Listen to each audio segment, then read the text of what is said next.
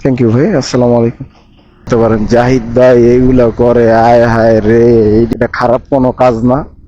আর আমি চুরিদারি করতেছি না, এটা আমার বাইক বাসার নিচে পড়ে থাকে, সপ্তাহে একদিন আমি বের হই। আসসালামু আলাইকুম।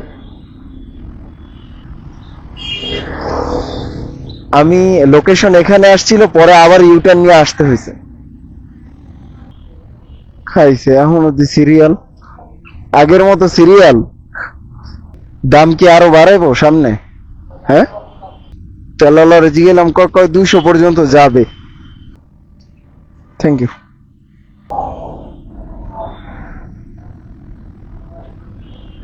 থ্যাংক ইউ ভাই, রেটিং দিয়ে দেন। হ্যাঁ ভাই,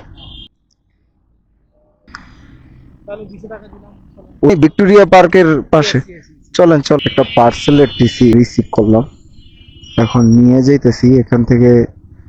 8 কিলো রাস্তা, দেখাইছে হলো গিয়ে 179 টাকা।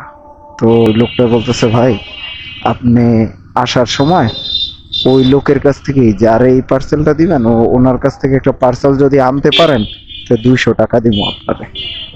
তো ভালো। আমি আমার বাইক, এই হচ্ছে আম, আর এই সেই নবীন, ভাইরাল নবীন, যে নবীনের নিয়া তোর পাহাড় চড়ছিল পুরোপুরি।